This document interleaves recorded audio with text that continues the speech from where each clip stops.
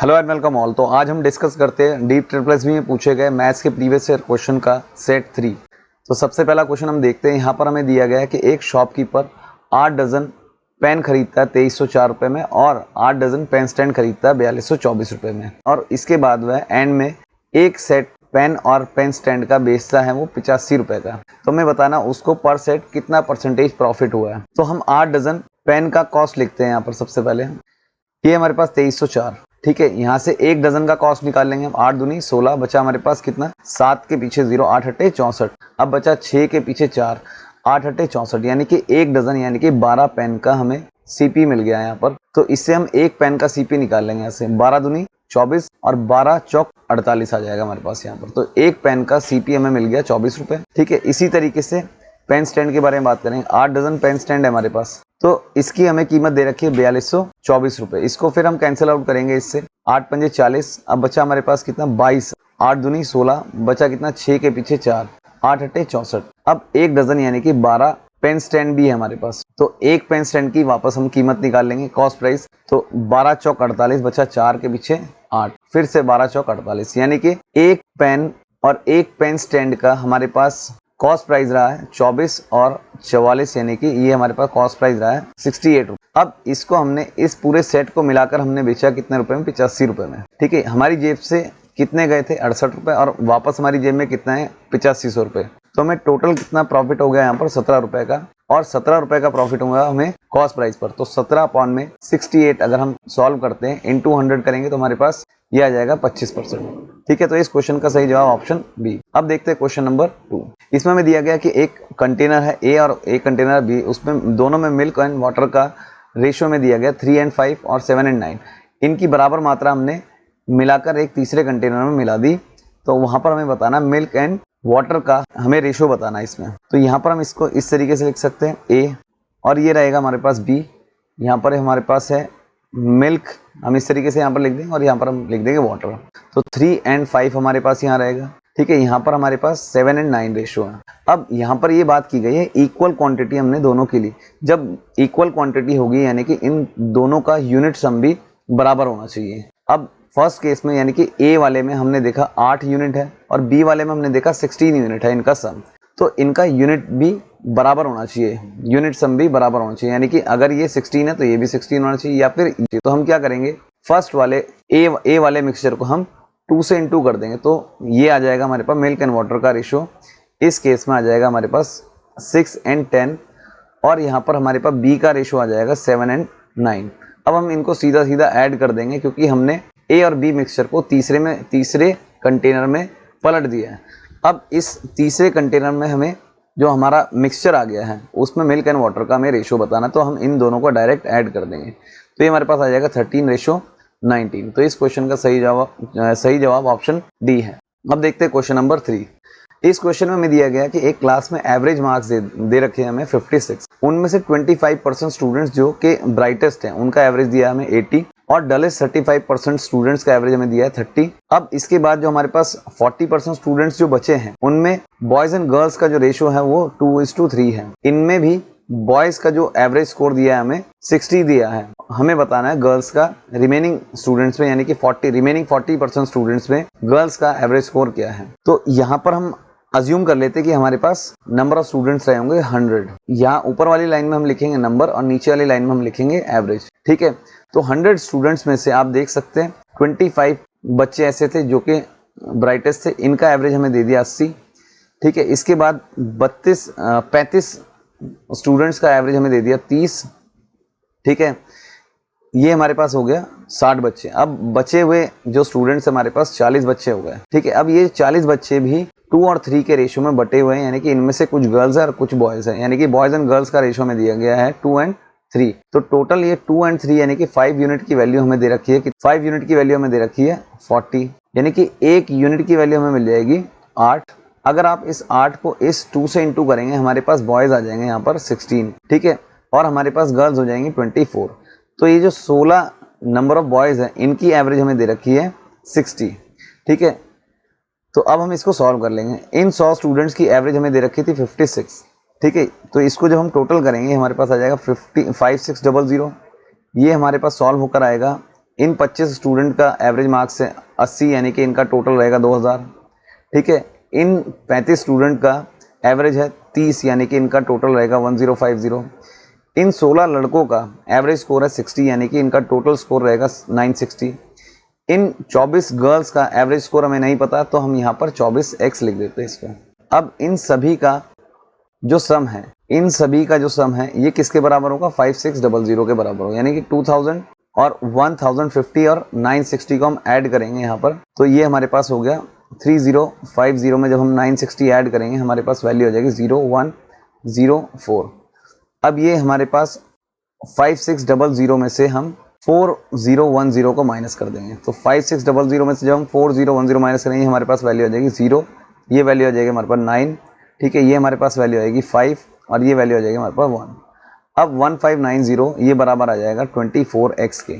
यहाँ से जब हम इस 24 से इसको कैंसिल आउट करेंगे तो हमारे पास वैल्यू हो जाएगी डायरेक्ट 66.25। तो इस क्वेश्चन का सही जवाब ऑप्शन सी है। अब देखते हैं क्वेश्चन नंबर 4। तो इस क्वेश्चन में हमें दिया गया है कि 78 एप्पल्स को जब एक सेलर ने, फ्रूट सेलर ने बेचा तो उसको 18 एप्पल्स की सेलिंग प्राइस के बराबर उसको प्रॉफिट हुआ। ठीक है, तो जब उस शॉपकीपर ने 78 एप्पल्स को बेचा तो उसको प्रॉफिट हुआ, यानी कि उन 78 का जो एसपी है वो 78 के सीपी से बड़ा होगा, तो हम इस तरीके से लिख सकते हैं।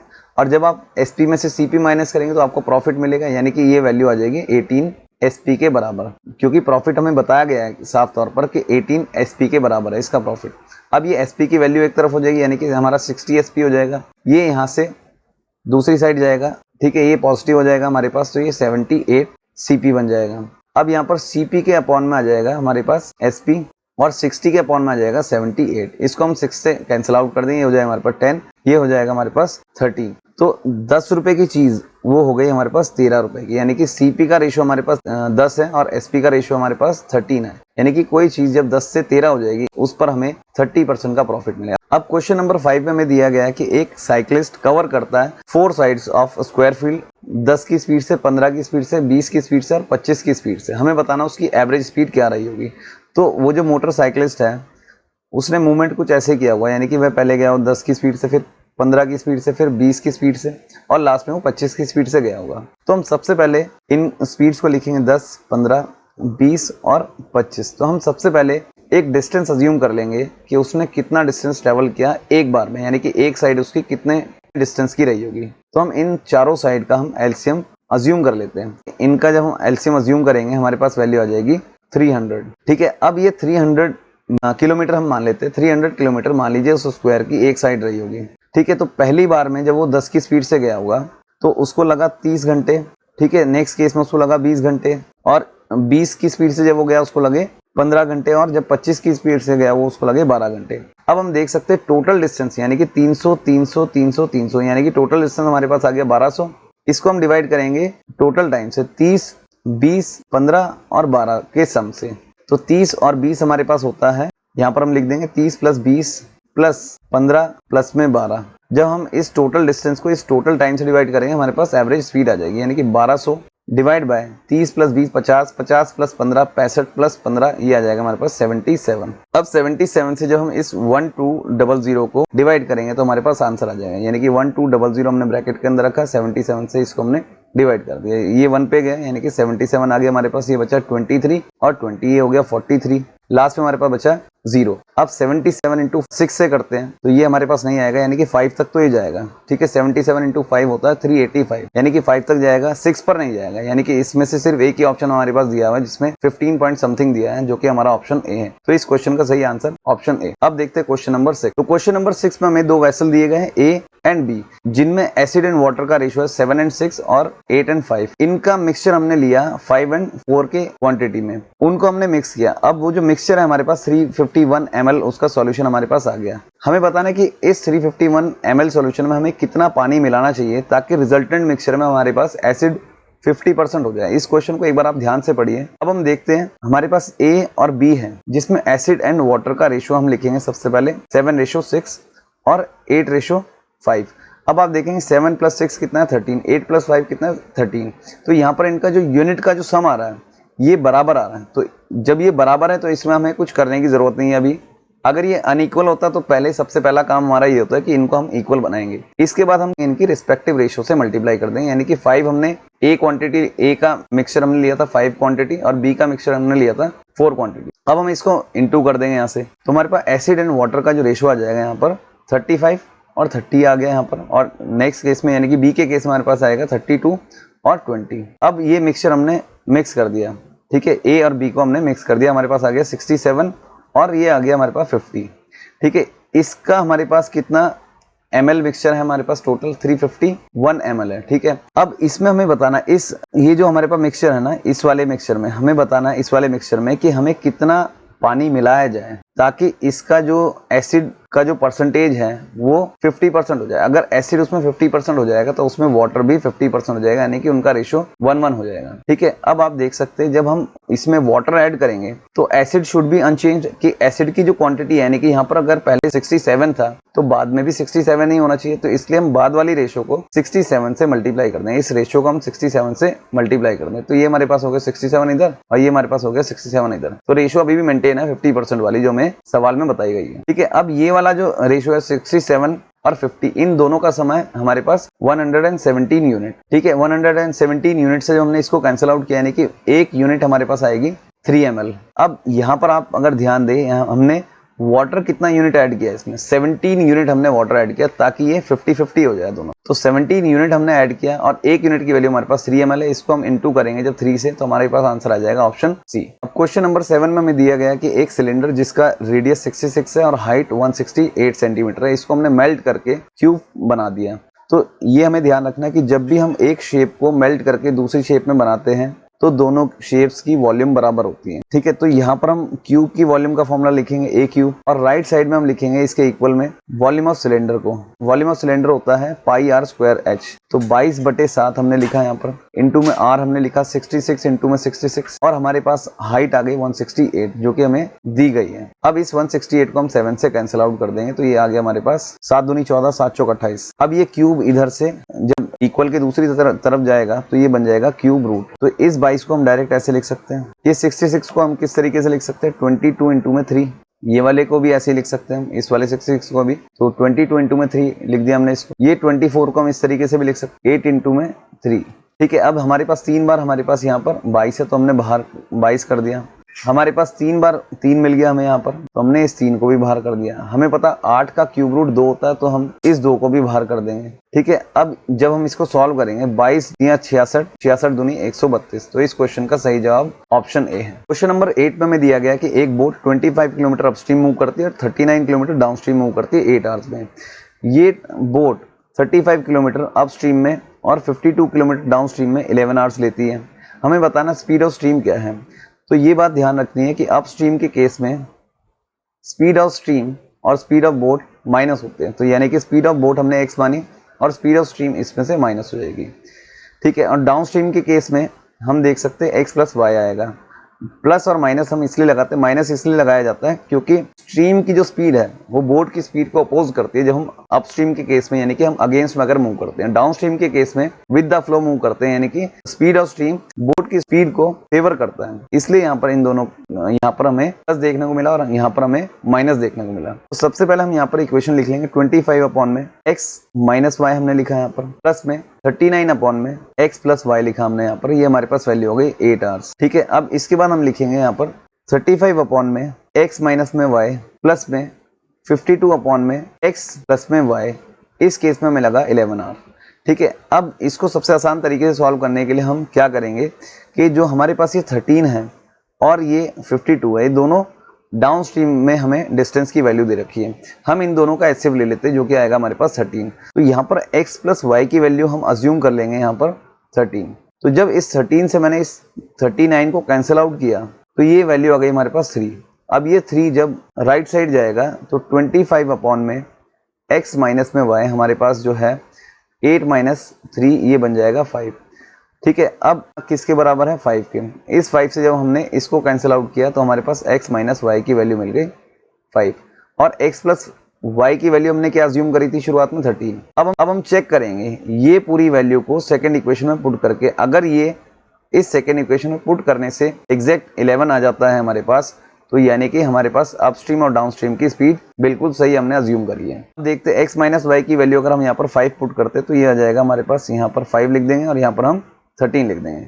5 से जब हम इसको कैंसिल आउट करेंगे हमारे पास आ जाएगा 7। 5 से जब हम इसको कैंसिल आउट करेंगे हमारे पास आ जाएगा 4। 7 प्लस 4 मिलकर बनाता है 11। यानी कि जो हमने अज्यूम किया था इस 13 से, जो अज्यूम किया x प्लस वाई की वैल्यू को, वहां से हमें 5 जो मिला x माइनस वाई, ये बिल्कुल हमने सही अज्यूम किया है। ठीक है, अब हमारे पास ये डाउन स्ट्रीम की स्पीड आ गई और ये हमारे पास अपस्ट्रीम की स्पीड आ गई। अब हमें निकालनी है स्ट्रीम की स्पीड। तो इन दोनों इक्वेशन को यानी कि हम एक बार इनका डिफरेंस लेकर अगर 2 से डिवाइड कर देते हैं तो हमें स्ट्रीम की स्पीड मिल जाएगी। यानी कि 13 माइनस 5 हमारे पास आ गया 8। 8 को हमने डिवाइड किया 2 से तो हमारे पास वैल्यू हो गई 4। तो इस क्वेश्चन का सही जवाब ऑप्शन ए है। देखते हैं क्वेश्चन नंबर 9। इसमें हमें दिया गया कि एक सम डबल होता है 7 साल में एक सिंपल इंटरेस्ट पर। हमें बताना है कि ये 5 टाइम्स कितने साल में हो जाएंगे। तो अगर कोई रकम P से 2P होती है 7 ईयर्स में, तो हमारे पास उसमें इंटरेस्ट कितना मिला P। तो आप यहाँ पर P इंटू में R हमें पता नहीं कितना है, टाइम हमारे पास कितना है 7 ईयर्स, डिवाइड बाय हमने 100 लिखा। हमें इंटरेस्ट कितना मिला इन 7 ईयर्स में, ये हमें मिला P। P से P हमने कैंसिल किया तो हमारे पास R की वैल्यू मिल गई 100/7। ठीक है, अब इस R को हम यूज करेंगे इस 5 टाइम्स की वैल्यू निकालने के लिए। अब ये वैल्यू 5 टाइम्स हो जाती है तो P बन जाता है 5P। तो हमारे पास इंटरेस्ट कितना बनेगा यहाँ पर 4P। तो P पर 4P कितने टाइम में आ रहा है हमें यही निकालना है। और रेट ऑफ इंटरेस्ट हमें दे रखा है 100/7 इंटू में 100 रेट ऑफ इंटरेस्ट का पहले से ही दे रखा है, इंटू में हमारे पास टाइम हम यहाँ लिखेंगे। यहाँ पर हमने PRT वाला फॉर्मूला यूज किया है। 100 से 100 कैंसिल आउट हो गया, P से P हमने कैंसिल आउट कर दिया, फिर T की वैल्यू हमारे पास आ गई 28 ईयर्स। तो इस क्वेश्चन का सही जवाब ऑप्शन बी है। अब इसी क्वेश्चन को हम दूसरे तरीके से देख सकते हैं। इसके लिए आप एक डायरेक्ट फॉर्मूला यूज कर सकते हैं, R इंटू में T is equal to n minus में 1 इंटू 100।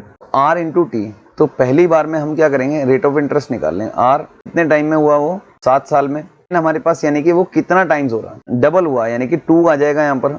2 में से 1 गया यानी कि 1 बचा, 1 मल्टीप्लाई हो गया 100 से, तो हमारे पास R की वैल्यू मिल गई 100/7। सेम यही इक्वेशन को हम फिर से यूज करेंगे 100/7 with the same rate of interest. तो हमें टाइम बताना है कि कितने टाइम में इसी रेट ऑफ इंटरेस्ट से ये पैसा कितने समय में 5 गुना होगा। तो हम यहाँ पर 5 यानी कि n की वैल्यू 5 रखेंगे, 5 माइनस 1 ये 4 हो गया हमारे पास, 4 इंटू में 100 ये 400 बन गया। इस 100 से हमने इस 100 को कैंसिल आउट कर दिया तो ये 7 नीचे से डिवाइड से इधर जाके मल्टीप्लाई हो जाएगा। तो T की वैल्यू हमारे पास आ गई 28 ईयर्स। इस क्वेश्चन का सही जवाब ऑप्शन बी है। अब देखते हैं क्वेश्चन नंबर 10। इसमें हमें दिया गया कि A एक काम को 12 दिन में, B एक काम को 16 दिन में कर सकता है। ये काम को शुरू करता है अकेले और हमें बताना है कि B कितने दिनों के बाद उस काम को ज्वाइन करे ताकि वह पूरा काम 9 दिन में खत्म हो जाए। तो सबसे पहले हम देखेंगे टोटल वर्क हमारे पास कितना रहा होगा।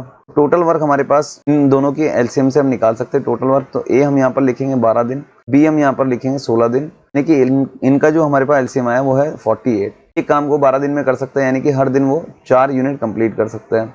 B उस काम को 16 दिन में खत्म कर सकती है यानी कि ये हर दिन 3 यूनिट खत्म कर सकता है। पूरा काम खत्म हुआ है 9 दिन में, यानी कि B ने बाद में ज्वाइन किया, पूरा काम खत्म हुआ 9 दिन में, यानी कि A ने लगातार 9 दिन तक काम किया होगा वहां पर। 4 इंटू में 9 हमने कर लिया, यानी कि 4 की एफिशिएंसी से 9 दिन तक A ने टोटल यूनिट कितनी खत्म कर दी होगी, 36। 48 में से 36 यूनिट तो A ने ही खत्म कर दी, बची कितनी यूनिट हमारे पास 12। इसको कौन खत्म करेगा आकर, B खत्म करेगा। B की एफिशिएंसी 3 है, जब हमने इसको इससे डिवाइड किया 12 को 3 से तो हमारे पास आ गया 4 डेज। B ने काम किया सिर्फ 4 दिन, लेकिन हमें बताना है कि वो कितने दिनों के बाद ज्वाइन करे काम शुरू होने के बाद। काम है 9 दिन का और B ने किया सिर्फ 4 दिन, तो यानी कि इसने 5 दिन के बाद ज्वाइन किया होगा ना। ठीक है, तो हमें यही बताना है इस क्वेश्चन में, आफ्टर हाउ मेनी डेज, 5 दिन के बाद, यानी कि इस क्वेश्चन का सही जवाब ऑप्शन डी है। अगर आपको वीडियो पसंद आया, क्वेश्चंस अच्छे लगे तो इस वीडियो को जरूर लाइक करें, सब्सक्राइब करें एंड शेयर करें। Thank you so much.